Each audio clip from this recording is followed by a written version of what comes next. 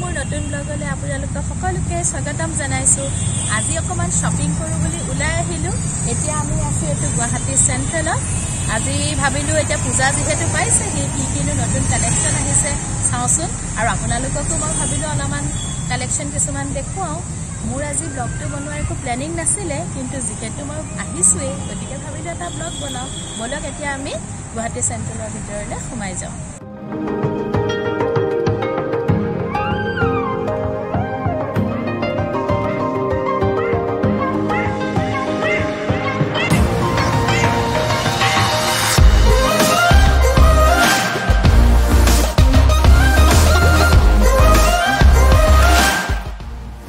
পূজাৰ কাৰণে বৰ ধুনীয়া ধুনীয়া কালেকশন আহিছে।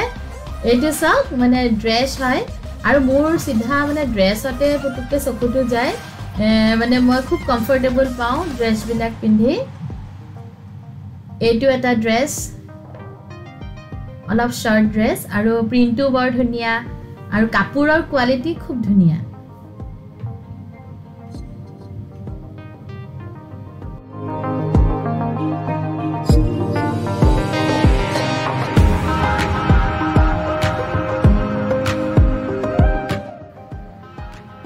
আমাৰ লেডিজ বিলাকৰটো আৰু কসমেটিক কিবা এটা দেখিলে লবলে মন যায়, আৰু মোৰ অৱশ্যে কসমেটিক জুটামান লবলগীয়াও আছিলে।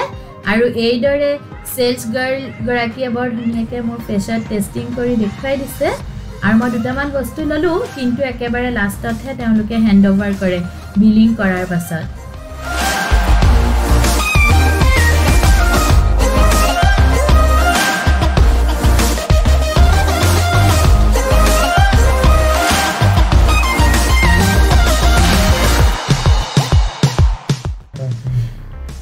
এই ফ্লোৰটোত কমপ্লিট লেডিজ এথনিক ওয়্যাৰ খিনি আছে, আৰু সব ইমান ধুনীয়া মানে পূজাৰ কালেকশন আহিছে।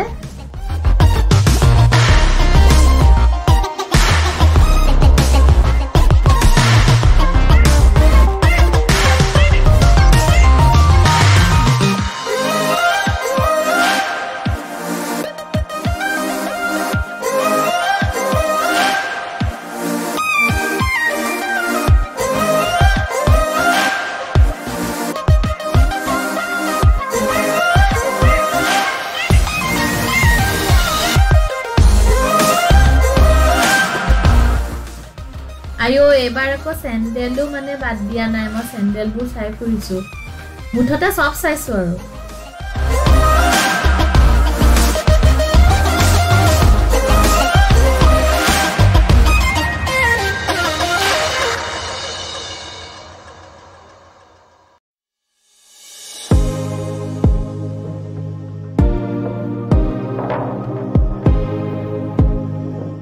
এইটো ফ্লোৰত আকৌ জেন্টছৰ কাপোৰখিনি আছে।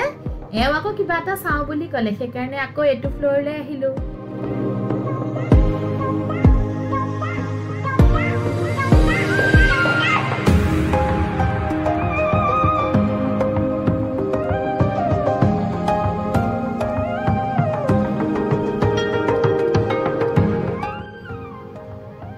আজিকালি যেহেতু 8টা বজাৰ লগে লগে বন্ধই কৰি দিয়ে, গতিকে তেওঁলোকে লাহে লাহে কিছুমান ষ্টল বন্ধ কৰা আৰম্ভ কৰিছে।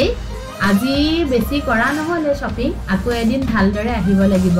আমাৰো আজি অহা দেৰি হ'ল, গতিকে সময়ো বেছি নাই।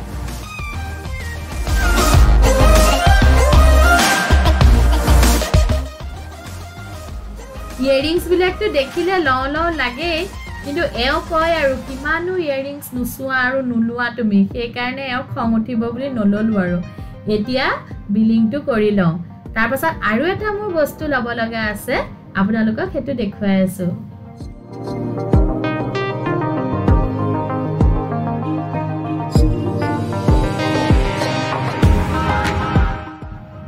কসমেটিকৰ যিকিটা বস্তু মই লৈ থৈছিলো সেইকেইটা এতিয়া কালেকশন কৰিলো, আৰু আপোনালোকক যে কৈছিলো মোৰ আৰু এটা বস্তু লব লগা আছে বুলি, সেইটো হ'ল বডি মাসাজ।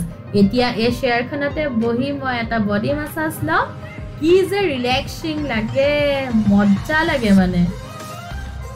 এইদৰে মই একদম এটা বৰ ধুনীয়া 15 মিনিটৰ মাসাজ ললো।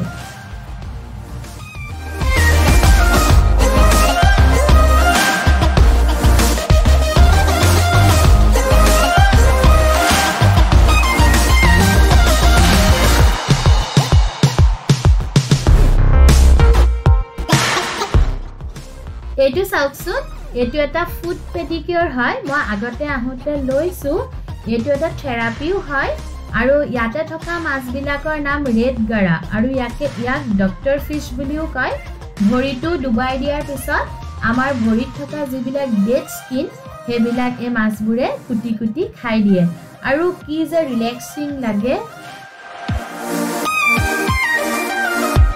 হৈ গ'ল এতিয়া ইয়াৰ পৰা ওলালো আমি আৰু এটা জায়গাত যাম গতিকে শেষলৈকে ভিডিঅ'টো চাই থাকিব আপোনালোকক দেখুৱাই আছো ক'ত যাম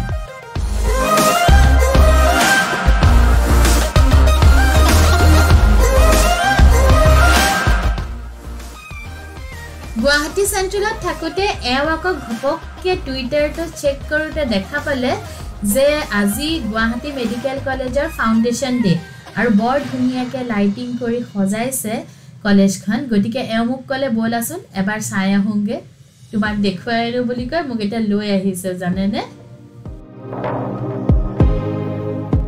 এয়া দেখিছানে বৰ ধুনীয়াকে লাইটিং কৰিছে এইখন মেডিকেল কলেজখন হয় আৰু হস্পিটেলখনো বৰ ধুনীয়াকে লাইটিং কৰিছে ইয়াৰ পৰা গৈ আপোনালোকক হস্পিটেলখনো মই দেখুৱাম বৰ ধুনীয়া লাগিছে গছবিলাকতো একেবাৰে লাইট লগাই দিছে